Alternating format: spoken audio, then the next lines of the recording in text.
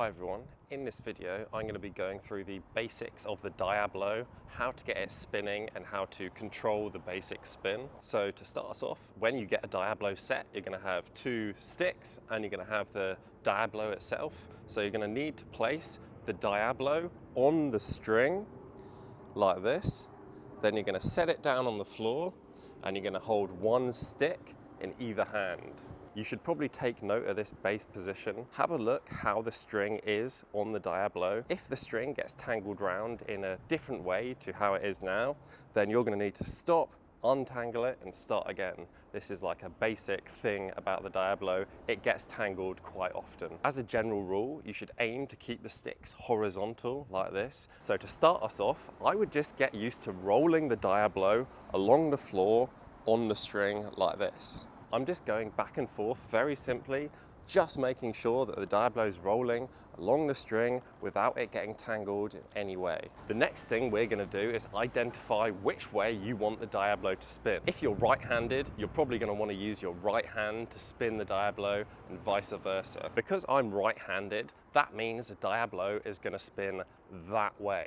That's because every time I go up and down with my right hand, it's going to make friction on the string, which is going to cause the Diablo to go like this. The next step is we're going to pick the Diablo up off the floor after this little roll. Because I've identified that I use my right hand to spin the Diablo, that means as I roll it along the floor, I'm going to pick it up going to my left. That creates the spin of the Diablo in the correct way to use my right hand to amplify and keep this going. If you're left-handed and want to use your left hand to control the Diablo, that means you're going to have to pick the Diablo up as it's going to the right.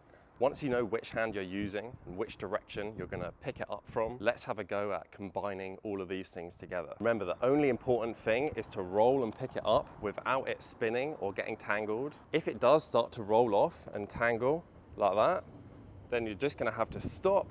You're going to have to untangle it, and then you're going to have to reset.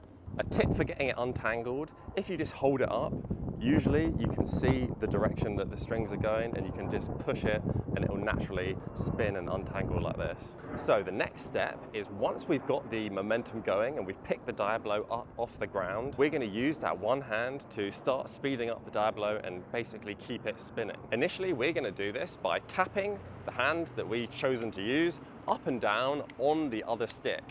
That stick is going to stay completely still and static. Roll, pick up, tap. You're going to want to tap at roughly this speed. It's quite a good audible cue to hear how quick you actually need to tap it. As you can see, the stick that's tapping is crossing over the front to create an X. If you stop tapping, the Diablo is going to stop spinning, it's going to slow down, and it's going to get tangled up. So you can see that the importance of this trick is to keep the momentum going and keep the Diablo spinning. As soon as you've got used to doing it like this, with the sticks crossed here, you're going to now try and keep the tapping motion, but instead of tapping here, you're going to bring that stick across to the side and start tapping in this parallel position. So roll, pick up, tap. Now we're going to keep tapping, but we're going to bring the stick to the side like this. The stick is still going up and down at the exact same tempo. And again, note how my sticks are parallel as opposed to being down like this or up like this. If you've managed to get this far, that's great. You can now try and roll straight into tapping up and down without even bringing the sticks across like that. Roll, pick up, and straight away we're in the right position. The next thing to practice is how to control the Diablo from tipping this way or that way while you're spinning it and while you're speeding it up and slowing it down. The basic gist is with the hand that's going up and down, if you bring it forward, so in front of the other stick, and you tap there, that's going to make the Diablo tip the back end up like this. There's a wasp on the Diablo. Shall I give him the ride of his life? Whoa! Guys.